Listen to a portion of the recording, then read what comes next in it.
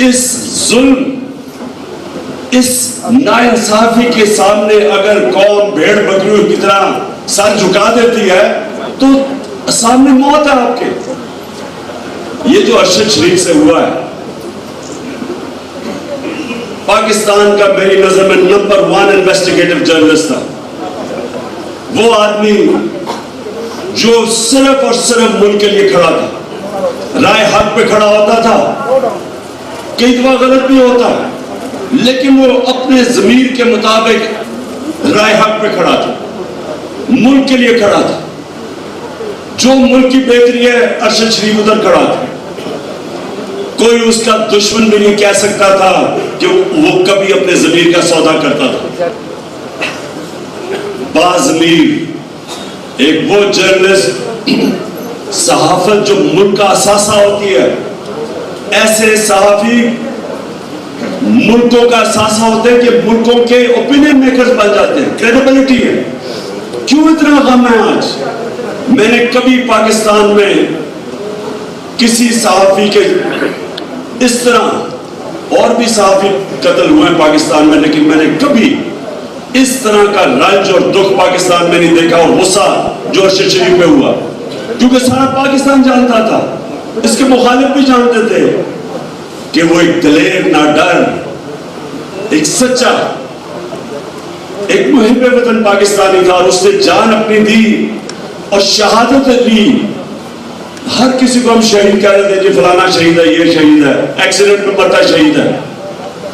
वो आदमी जिसको पता था कि उसकी जान खतरे में, मैंने उसको 2 दफा कहा कि मुल्क से बाहर चले जाओ, क्योंकि मुझे इंफॉर्मेशन थी इसको मारने लगे, धमकियां मिल रही, एजेंसी कभी कुछ उसको कह रही है, सिर्फ इसलिए कि वो खड़ा था रजीम चेंज के खिलाफ साजिश के ऊपर। वो बार बार बेनकाब कर रहा था। हुक्म आते थे जी नामालूम नंबर से कि ये ना करो तुम्हें ये कर देंगे, पता था। फिर घर में उसको धमकियां दी उन्होंने, फिर उसको हमने मुल्क से बाहर निकाला, फिर दुबई के ऊपर पहुंच गया उसके पीछे कि दुबई से उसको वापस भिजवाया जाए। उधर से वो कीनिया गया और वहां भी उन्होंने उसका पीछा ना छोड़ा। वो लोग जो चाहते हैं कि हम ये चोरों को एक्सेप्ट कर बैठे, और ये जो इन्होंने जुल्म किया, पाकिस्तान से चोरों को पहले ऊपर ले उठाया, उन्होंने इस मुल्क की माइशत का बेड़ा गर्क करके रख दिया। आज पाकिस्तान की क्रेडिट रेटिंग माइनस पे चली गई है।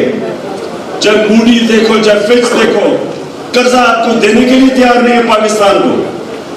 कर्जे हम वापस कर नहीं सकते, रुपए पे प्रेशर है, आगे तबाही नजर आ रही है, इंडस्ट्री बंद हो रही है, किसानों सड़कों पे।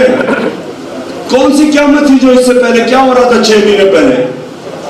पाकिस्तान की इकोनॉमिक सर्वे के मुताबिक जो इन्होंने पब्लिश किया है, पाकिस्तान की तो 17 साल में बेहतरीन ग्रोथ रेट हो रही थी।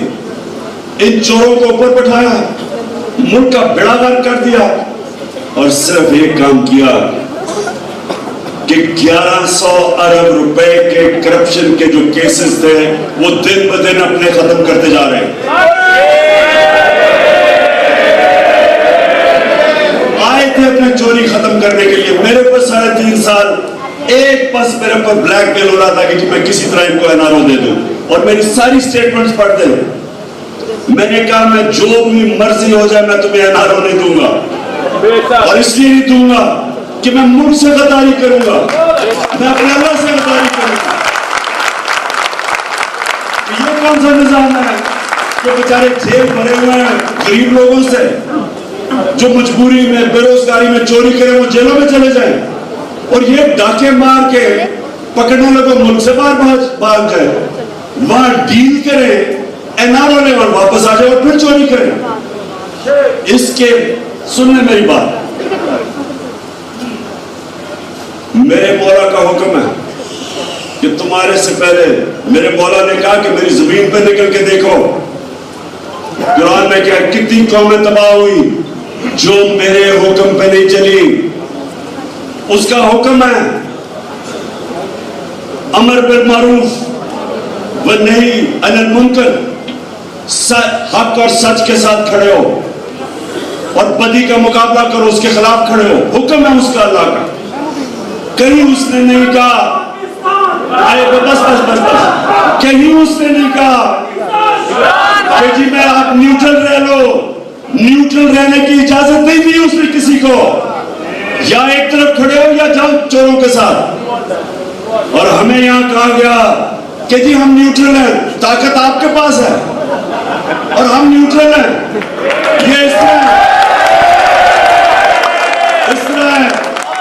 इस तरह है कि आपके घर ये बिल्कुल वैसे है कि मेरे घर पे डाका पड़ जाए और चौकीदार कहे जी मैं न्यूट्रल हूं, मैं कुछ नहीं कर सकता। उनके ऊपर डाकुओं को बिठा के और कहें जी हम तो जी न्यूट्रल हैं। इसलिए मेरी कौम सुन लो, ये मौका, ये आप इस बार मेरी कौम ने अगर इस जुल्म के सामने ना खड़ी, ये आपकी बर्बादी है। मैं परसों से कदम बढ़ा रहा हूं। देखिए, जो चीज अल्लाह कुरान में कहता है, जो मेरे नबी सल्लल्लाहु अलैहि वसल्लम जितनी भी उनकी सुन्नत है, वो चलते फिरते कुरान थे। कुरान के अंदर वाज़ेह एक चीज, अल्लाह ने इंसान को कहा है कि जुल्म और नाइंसाफी का मुकाबला करो। उसको जिहाद कहते हैं। सारे अल्लाह के पैगंबर, जो भी अल्लाह ने पैगंबर भेजा, वो सारे जुल्म के सामने खड़े हुए थे। हजरत मूसा फिरौन के सामने, हजरत इब्राहिम नमरूद के सामने, हजरत ईसा रोमन इंपीरियलिज्म और यहूदी एलीट के सामने खड़े हुए थे। आम आदमी के लिए खड़े हुए थे। नबी सल्लल्लाहु अलैहि वसल्लम कुरैश के कुफार के सामने खड़े हुए थे। उनको जब उन्होंने फ्रीडम ऑफ स्पीच रोकी और उनके ऊपर जुल्म किया, हिजरत की उन्होंने, उनके सामने सर नहीं झुकाया। कोई भी जो अल्लाह का पैगंबर आया वो हमेशा राह हक पे खड़ा हुआ है। जो अल्लाह के वली आए हैं, उसके बाद पैगंबर तो आखिरी हमारे नबी थे, उसके बाद जो अल्लाह के वली, या सारे हिंदुस्तान में देख ले, एक से एक बड़े बुजुर्ग थे। दाता साहब से ले मियां मीर साहब, हजरत बाबा बुल्ले शाह, जो ले ले, हमारे बागपटन के बाबा फरीद, ये सारे जो थे राय हक के मुसाफिर थे। सारे अल्लाह के लिए खड़े थे, राय हक के लिए, इंसाफ के लिए सारे खड़े थे। तो हुक्म अल्लाह का, जिहाद का क्यों उसने कहा है कि जुल्म के सामने खड़े हो? आपकी बेहतरी के लिए। अल्लाह को तो कोई फायदा नहीं पहुंचा सकता। बरतानिया के अंदर सुने, मैं आपको बताऊं जिंदा माशरा क्या होता है। बरतानिया ने अटैक किया अमेरिका के साथ मिलकर इराक, तेल का जंग थी सारी इराक में, दुनिया में दूसरे नंबर पे तेल के जखीरे, जंग तेल की थी। फायदा होना था अमेरिकी ऑयल कंपनीज और बरतानिया की ऑयल कंपनीज को। ये जरा सुने, 20 लाख लोग बरतानिया में सड़कों पे निकले कि ये नाइंसाफी है, जंग के खिलाफ निकले, हालांकि फायदा होना था उनको। ये होता है जिंदा माशरा। जब माशरा राय हक पे खड़ा होता है, वो जिंदा हो जाता है।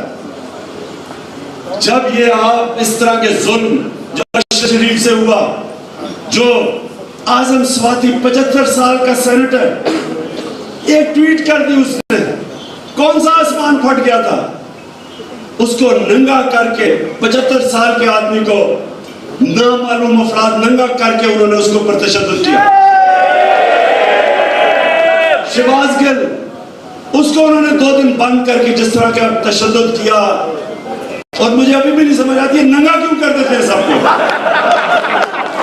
ये कितने बेशर्म लोग हैं कि सिर्फ इंसान को जलील करने के लिए।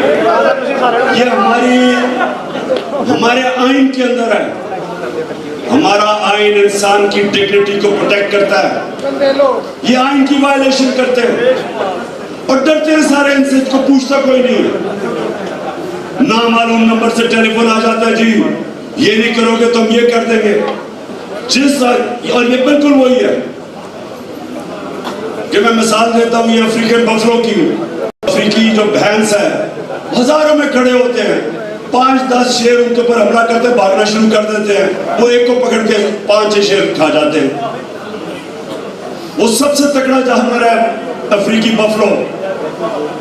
वो क्योंकि डराते हैं, वो अपनी जान बचा के सारे भागना शुरू हो जाते हैं। वो सारे खड़े हो जाए, वो शेरों की मजाल है उनके करीब जा सके, लेकिन अपनी जान बचाते हैं, खुदगर्ज हैं, बुज़दिल हैं। ये हमारे से हो रहा है। ये जनाब नामालूम नंबर से टेलीफोन आता है, वो सारे डर जाते हैं। सोशल मीडिया के लोग उनको पकड़ लेते हैं। मीडिया चैनल्स को टेलीफोन जाता है। मुझे ये नहीं समझ आया चैनल्स को क्यों टेलीफोन किया था, क्यों चैनल्स को टेलीफोन किया था कि अरशद शरीफ को इसकी कहानी को दबाओ, क्यों किया था?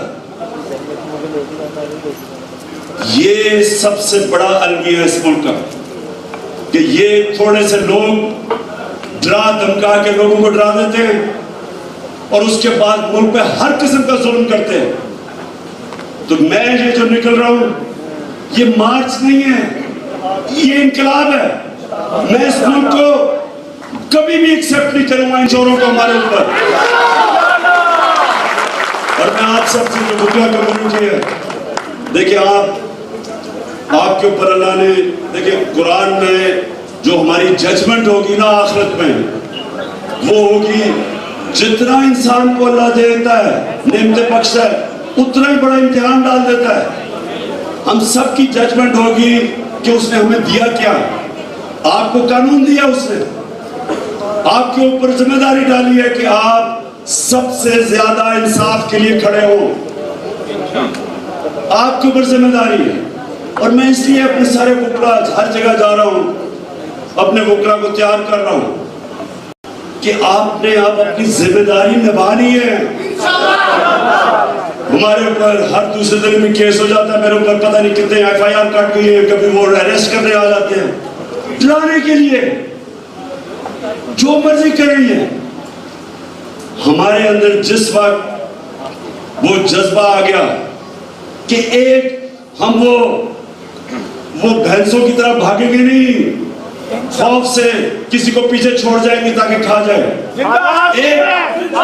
एक हमारे शहरी से नाइंसाफी हुई, सारी कौम उसके साथ खड़ी होगी। जब ये करेंगे ये मुल्क उठ जाएगा, तब उठेगा। जब इस मुल्क में इंसाफ कायम कर दिया, इसमें खुशहाली भी आ जाएगी, इसमें खुशहाली भी तब आएगी। रूल ऑफ लॉ मदीना की रियासत में पहले इस्टेब्लिश किया गया, फिर खुशहाली आई। पहले खुशहाली नहीं आई, पहले इंसाफ आया, फिर खुशहाली आई।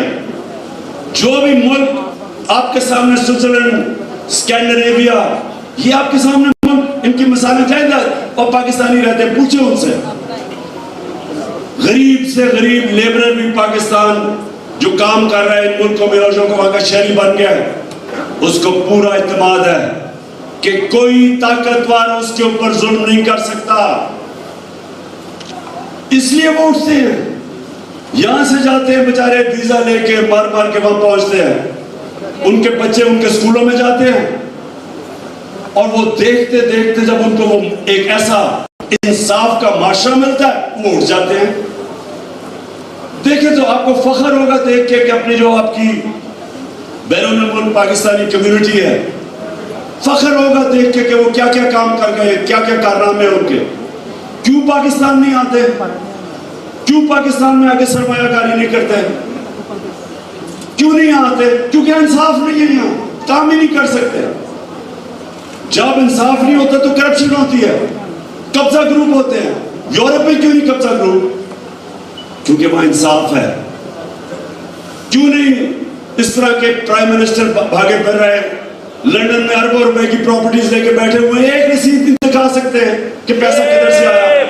कोई और मुल्क मुझे बताए, एक मुझे मगरबी माशरा बता दे जिसका प्राइम मिनिस्टर अरबों रुपए की प्रॉपर्टीज में बाहर रहना हो और वो जवाब ना दे कि उसका पैसा किधर से आया, मनी ट्रेल ना दे, क्योंकि वह इंसाफ है और इसलिए खुशहाली है। तो मैं आखिर में मैं ये चाहता हूं आप साहब मेरे से हल्फ लें। ये मैं गुफ्तार के गाजी नहीं चाहता, मैं एक्शन चाहता हूं आपसे। तो मैं चाहता हूं असल में हाथ खड़ा करके अपने सबने हल्फ ले। सब अपना दायां हाथ ऊपर करें जी। बिस्मिल्लाहिर्रहमानिर्रहीम। मैं अल्लाह ताला को हाज़िर नाज़िर जानकर हलफ उठाता हूँ कि मैं पाकिस्तान के आईन और कानून की हमेशा पासदारी करूंगा और ये कि मैं बैरूनी साजिश से आई मौजूदा हुकूमत को अवाम की जमहूरी ताकत से बदलने तक अपनी तमाम तर आईनी और जमहूरी जिम्मेदारियां पूरी करूंगा और ये कि मैं खुशहाल और आजाद पाकिस्तान के लिए हमेशा जद्दोजहद करूंगा। अल्लाह ताला हम सब का हामी और नासिर हो, आमीन। पाकिस्तान, इमरान खान।